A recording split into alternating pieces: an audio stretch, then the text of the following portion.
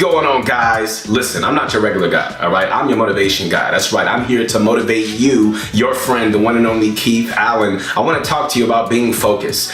Listen, in order to be the best, not only in this game, but also in life, you have to be focused. You know, some of the top pros in the world are because they're the most focused. And I want to encourage you, man. There's going to be so many distractions that are going to come your way, you know, that are going to try to get you from, you know, taking your attention from the thing that you should be doing. So keep grinding, keep practicing, and go after your goals. Don't let anything stop you or get in your way. Stay focused. So finally, after a year, you know, to Fortnite's rise to fame, Epic has made changes that have given controller players an even playing field when it comes to cross-platform. I mean, we used to see all the time, you know, keyboard and mouse players dominating in competitive. But now, time and time again, we're now starting to see insanely talented controller players. I mean, guys like Faceway, guys like Unknown, Furious RR, you know, Captain Shark, and so much more. I mean, these guys are showing off their mechanics. They're dominating now in these Fortnite events and tournaments, showing off their aiming, showing off their building,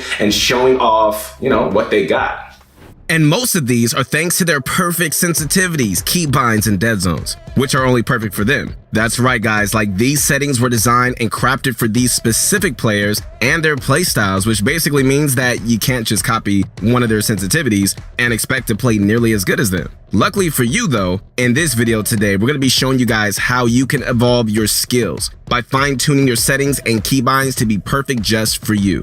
All right, guys, it's time to get hyped right now. You guys ready? It's time to sit back, come on, relax, and grab some of my favorite candy. If only I had some more. It's that bunch of crunch. And let's get this going. You guys got some more you can give me? Also, if you want to learn and play exactly like the pro players, such as Unknown and Scope, check out ProGuides.com, where we have the best coaches in the world. Okay, you guys got to sign up for our membership today and get exclusive access to master courses by players like Benji and Mongrel. If you want to go more in depth and explore all the different aspects of competitive gameplay that you need to know in order to succeed, head on over to ProGuides' website and be sure to sign up and start improving rapidly today.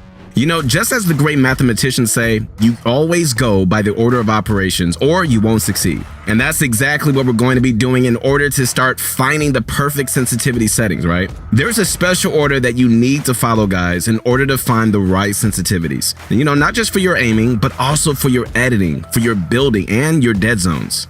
Okay, guys, so let's get into the first step, finding the perfect sensitivity for your aim. Controller players have been notorious for having incredible aim, but aim assist alone is not going to give you this. You have to have the right horizontal and the right vertical sensitivity, you know, as well as a perfect ADS sensitivity. And this is the first step to our order. Okay, guys, so to begin, we're going to take a popular sensitivity used by the majority of controller pros and go ahead and just plug this into our horizontal and vertical sensitivity. This sensitivity is 42% for both horizontal and vertical. Got it? As for your input curve, you should use linear, as linear is just a much more, you know, broadly used sensitivity input for every good reason. You know, although Unknown Army is considered one of the best controller players and he happens to play on exponential, if we take a look at the majority of pro controller players who are consistent, you know, when it comes to competitions and events, every single one of those guys plays on linear. So it's just really safe to say that this is the more consistent aiming method for a wider, you know, variety of people. Why, you may ask? Good question. Because linear has much more instantaneous response curve, making it an incredibly fast input that almost feels like you're getting better response time because of that. You know, exponential only works for those who have already mastered their aim and, you know, they'd rather just stick to it rather than changing it up. But for the vast majority of you who are watching this video, if you haven't already, making this switch is definitely worth it. Now, once you've set your sensitivity to 42%, go ahead and set your ADS to 0.10. Now you're going to test this sensitivity and see how it feels for you. So go ahead and just load up a Fortnite creative lobby and then turn around and walk up to where you see matchmaking test. On the left-hand side, you should see a zone wars option. Go ahead and just queue up for this and just play 5 rounds of the zone wars. Here are some things that will tell you how you need to adjust your aim. If you feel like your aim is constantly dragging behind and not moving to where you need it to, you know, be fast enough, you need to increase your horizontal and vertical sensitivity. The same goes for, you know, if you're holding the left trigger, but this time, adjust your ADS. This is by far like one of the best ways to test your aim. as it is both, realistic and it includes player movements and aim assist, as well as real and in-game situations. By using this method, you should be able to find the perfect sensitivity that you're comfortable aiming on. Okay, guys, now let's get into the second step in our order of operations. Ladies and gentlemen, building. So your building sensitivity is without a doubt another very important aspect of your gameplay. It's what will aid you in your defensive maneuvers and your high ground retakes and build fights. Using building effectively is so important, man. But in order to do this, you need a sensitivity that's just right for you. So once you found your perfect aiming sensitivity, you're going to start tuning your building sensitivity. Okay, guys, so to start, I want you to jump into a creative lobby and just go into your world where, you have lots of room to free build. The best way to find your perfect building, multiplier for the building sensitivity is by performing free builds and high ground retakes that you've mastered before deciding to switch your sensitivity. This could be anything from 90s, to advanced retakes that you've spent countless time on performing and practicing. The reason we're doing this is because these moves are the ones that you know from muscle memory, so performing them shouldn't be a problem for you, unless, your building sensitivity isn't something that you're comfortable on.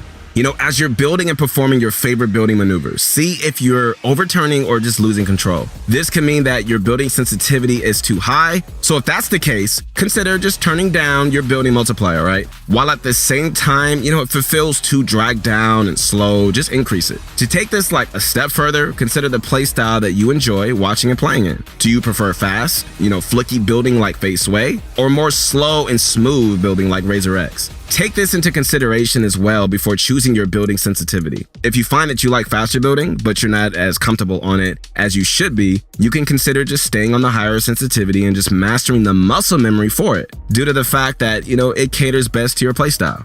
And we all know that building isn't complete without editing. Oh man. So let's head on over to our editing sensitivity, which is the second to last part of our order of operations.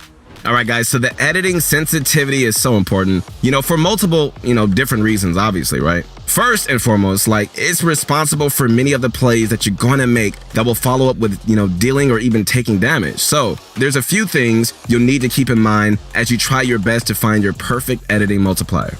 So to begin, you got to load up in a creative lobby and place a wall and a ramp on two separate areas. These are the two main pieces that you're going to be using to find the perfect sensitivity, as these are the majority of the edits that you're going to be performing in game, right? So now start by performing basic edits such as, corner piece edits and side opening edits on the wall piece. So there's two things that you need to look for. First, you got to make sure you're not losing control during or after your edit is complete. What this could look like is your crosshairs being too far from the general area where your opponent is, or your crosshair not being on the build at all. If this is the case, definitely consider lowering your editing sensitivity. Okay, so the next thing to look out for is slow editing speeds that don't allow you to go into edit mode and confirm an edit in under a second. You should be able to perform all the editing maneuvers very quickly, almost like instantaneous. So play around with your multiplier until you find the perfect sense. Also, you got to be sure to practice and test ramp edits and ramp flipping alongside the wall edits. And for the final aspect of our order of operations, okay, we got to perfect your dead zones. So dead zones were created with the purpose of eliminating controllers' just stick drift. But having too high of dead zones will create issues such as a lack of response time and slower input overall. So what this means is that you want your dead zones to be as low as possible without any, stick drift. Stick drift can be detrimental and can really impact your gameplay and annoy you as, it'll cause unnecessary movements and turning. So the way you find the right dead zones is by setting both your analog stick dead zones to 0.05 and then moving your analog sticks in multiple directions and then setting your controller down and seeing if there's any movement. If there is, increase the dead zones by 0.02, until you stop getting movement. Then see if you can reduce it by, 0.01. If you can without any movement, you found the best dead zones, all right? If you can't, just go ahead and increase it by 0.01 again. And then you found the best dead zones. Okay, so now that we've covered your controller sensitivity values, let's go over keybinds and the importance of having good keybinds on your controller. When it comes to keybinds, guys, there are some, give-ins and some basics that every player should be following. The first and, really most obvious is Builder Pro. So, Builder Pro should be used by all controller players who want to be competitive and advanced. If you're not on it, the chances of you being at the top are extremely small. The mechanics and placement for builds are very good on Builder Pro, and there is no other building setting as good. But it doesn't really stop here. Like, in order to get them, perfect for fast edits and other important aspects of pro controller gameplay, you'll need to make some custom changes. So, going over and head down to the custom section in your controller keybind section, the main thing that we're going to be changing is your editing button as well as the confirm and reset. There's a few different options that you can choose from, and these options are going to rely on whichever one you're most comfortable with. Things like, whether or not you want to play claw, or, the way you grip and hold your controller will determine this as well. So go ahead and just attempt all of them to see which ones feels the best to you. Keep in mind, guys, that you're not going to be editing like a god on any of these like right off the bat. You're only seeing which one you're most comfortable with in order to really spend more time just improving and getting better at it. So guys, remember that the goal is fast and effective long-term gains. Don't worry about the short term. If you keep messing up, man, just keep practicing, keep going. For the first option, go ahead and set your edit bind to left analog stick click, your confirm and switch mode on B, and your reset on right analog stick. The second option is edit on Y. Pickaxe and left analog stick, confirm and edit on left trigger, and reset edit on right analog stick. For the third and final option, this is for players on paddles. Go ahead and set your edit to left D-pad and your confirm to right D-pad. Then bind these to your left and right paddles for 2 paddles. Keep your reset as right analog stick. Go ahead and then just test these out and just see which ones you're most comfortable on. Also, guys, if you're on paddles, do not be afraid to try out the first 2 options. You might just be more comfortable without paddles than you are with. You never know, especially if you play claw.